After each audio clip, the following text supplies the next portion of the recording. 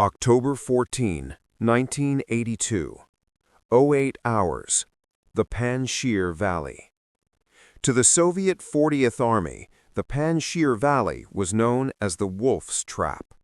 It was a place where entire armored columns could vanish under the fire of Ahmad Shah Massoud's guerrillas.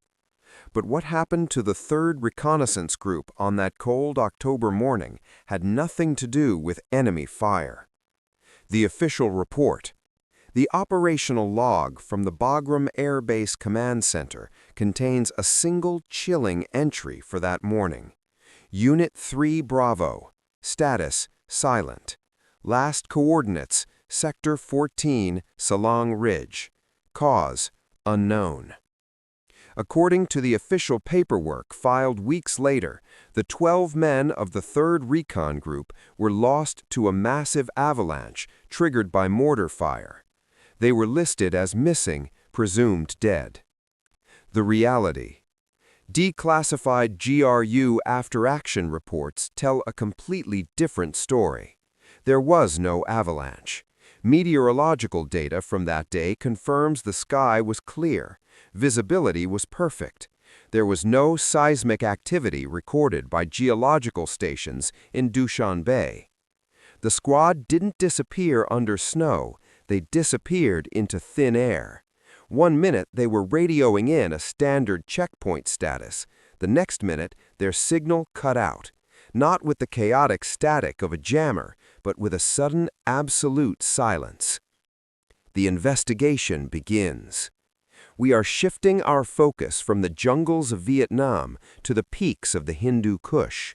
We are about to investigate an incident where the geology itself turned against the soldiers. Briefing directive. We dig up the stories that history books are afraid to print. If you are ready to enter the Jinn's throat, click that subscribe button right now. Help us declassify these archives. And I have a question for the community. Many soldiers who served in high-altitude conflict zones, Afghanistan, the Himalayas, the Andes, report strange phenomena. Sounds coming from the rock, lights in the sky. If you have heard stories about the mountain spirits or unexplained events at high altitude, write a comment below. I want to read your theories. The official explanation of a lost unit crumbles when you look at the personnel files. The men of Unit 3 Bravo were not 18-year-old conscripts sent to die in a foreign land. They were GRU Spetsnaz. The unit profile. Specifically, they were detached from the legendary 154th Independent Spetsnaz Detachment. In the Soviet military hierarchy, these men were the apex predators. They operated deep behind enemy lines, often wearing Afghan clothing, moving at night, and striking with surgical precision. They didn't just know the terrain, they owned it. The loadout. Recovered quartermaster logs show that for this specific mission, they were equipped for silent lethality. They carried the APB, an automatic pistol designed for liquidating sentries. They carried the AKS-74U, the compact carbine favored by vehicle crews and special forces. And for heavy armor, they packed RPG-18 Muka anti-tank rockets. The tactical impossibility. These men were trained to survive in conditions that would kill a normal human in hours. They could navigate minefields by smell and track a target across solid rock. The idea that 12 Spetsnaz operators simply got lost in a canyon in broad daylight is not just unlikely, it is tactically impossible. They didn't walk into a trap set by the Mujahideen. They walked into something that their training, their weapons, and their instincts could not protect them from. The only witness to the final moments of Unit 3 Bravo was a magnetic reel-to-reel tape recorder located at a remote radio relay station on Hill 3234. The tape for the first 4 hours of the patrol, the comms were standard. Checkpoints reached, sector clear. Then, at 10:14 a.m., the discipline broke. The voice on the tape belongs to Sergeant Volkov, the unit's radio telephone operator, RTO. He isn't whispering, which is standard Spetsnaz protocol. He is screaming. The transcript. Base, granite, negative. I repeat, negative. The ground it's moving. The command post operator asks if they are under mortar fire. Volkov's response is incoherent but terrifyingly specific. It's not an explosion. The walls are soft. My boots are sinking into the stone. It's liquid. The rock is liquid. Then Volkov stops speaking. The background audio takes over. It isn't the sharp crack of AK-74 fire. It isn't the roar of an avalanche. Audio forensics analysts describe the sound as a hyper-frequency vibration. It sounds like a dentist's drill amplified 1,000 times, layered over the deep, grinding noise of tectonic plates shifting against each other. It is the sound of matter being destabilized at the molecular level. And then, absolute silence. October 15, 1982. 0600 hours. 24 hours after the Spetsnaz team went silent, a quick reaction force from the 345th Independent Guards Airborne Regiment, VDV, arrived on scene via Mi-8 transport helicopters. They expected to find a battlefield.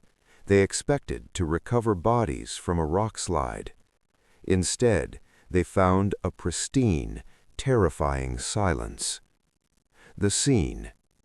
The search team located the squad's tracks leading into a narrow fissure in the canyon wall, a cave mouth hidden by jagged shale. The tracks were clear. 12 sets of standard Soviet combat boots walked into the darkness.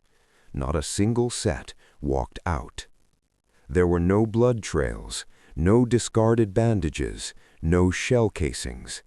It was as if the mountain had simply opened its mouth, invited them in, and then waited.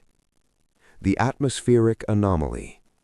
As the VDV paratroopers approached the entrance, the point man signaled a halt.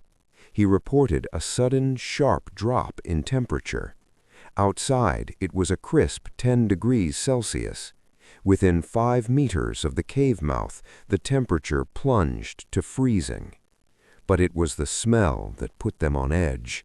It didn't smell like rot or death. It smelled like ozone, the sharp metallic scent of an electrical storm. It was the smell of high-voltage ionization clinging to the rocks. Mission update. We are standing at the entrance of the anomaly. What the rescue team is about to find inside is not just a tragedy, it is a violation of the laws of physics.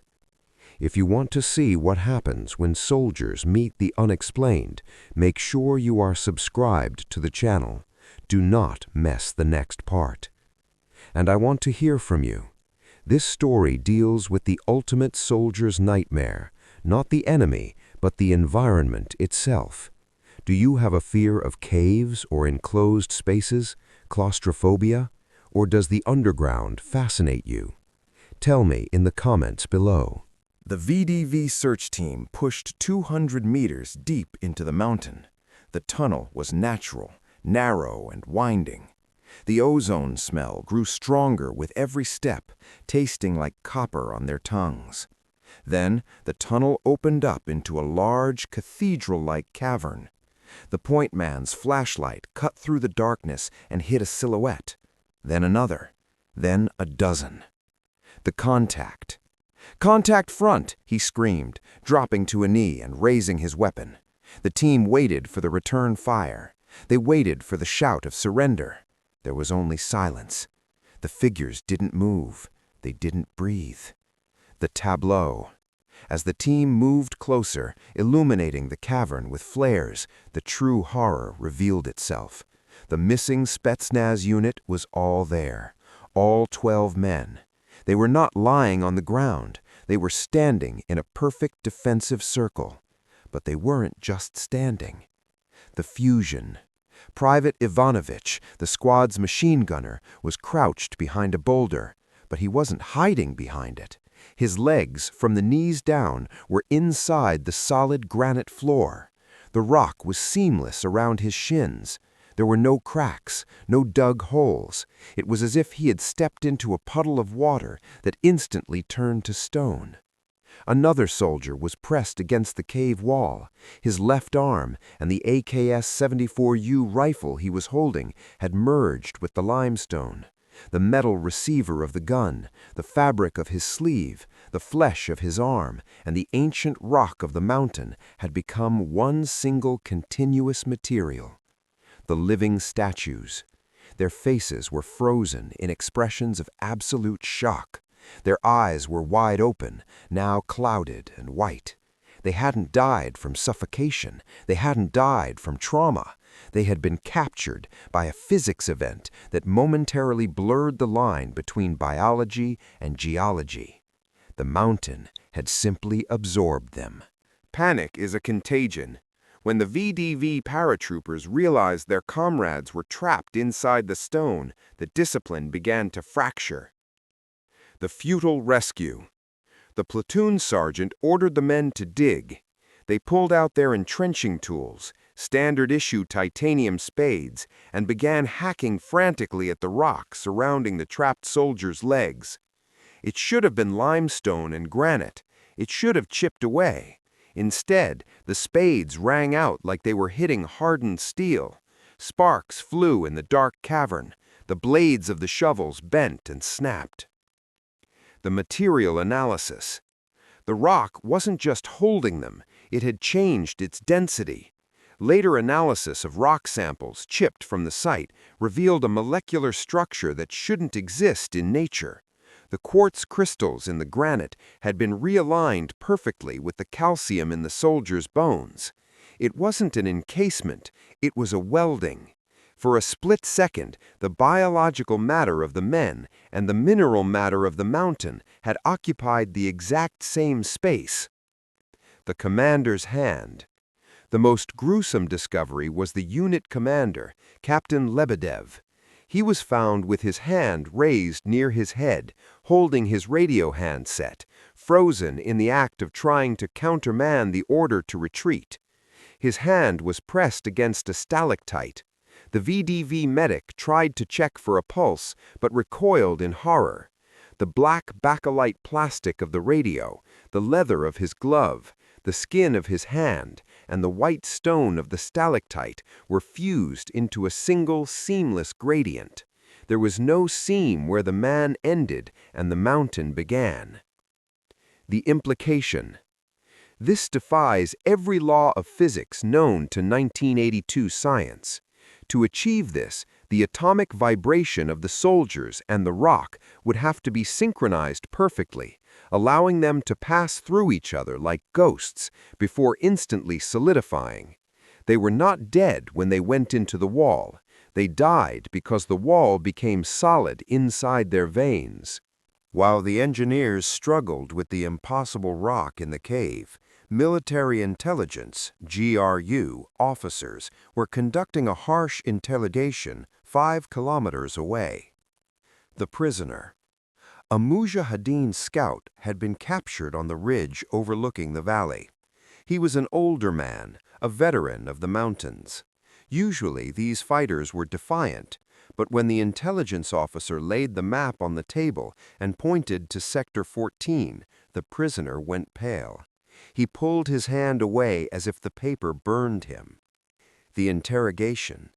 He refused to speak Russian, but the translator relayed his whispered words. "We did not shoot your men. We did not use rockets. We only used hammers." The officer was confused. Hammers? The prisoner explained that the valley has a name in the local dialect, the Jinn's throat. He claimed that for centuries, his people knew that if you strike the bedrock in that specific canyon with a specific rhythm, the mountain wakes up. It vibrates. It becomes hungry. The trap. The Spetsnaz team hadn't been ambushed by gunfire. They had been lured into a resonant chamber. The Mujahideen were high above on the ridge, pounding heavy iron mallets against the exposed quartz veins of the mountain. The theory: to the superstitious scout, it was black magic. To the Soviet physicists who later analyzed the report, it suggested something equally terrifying, but scientific: piezoelectricity weaponized. The cave was a natural geological transducer. The rhythmic pounding generated a massive electromagnetic field. But a field strong enough to phase-shift matter? That suggests the Jinn's throat wasn't just a geological formation.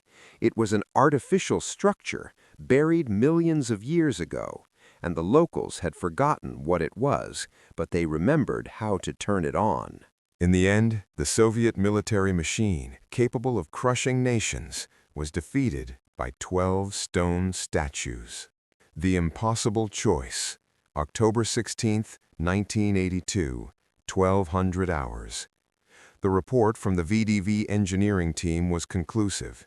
To recover the bodies, they would have to chip them out piece by piece. They would have to desecrate the dead. The fusion was too complete. The men were no longer biology. They were geology.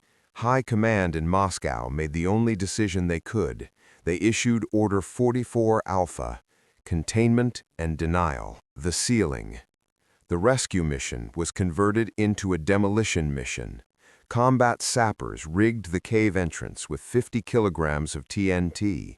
They didn't place the charges to kill. The men inside were beyond help. They placed the charges to erase the door. The Spetsnaz soldiers were not declared missing. They were not declared fused with rock. The paperwork was falsified. The families were told they died heroes in a mortar attack.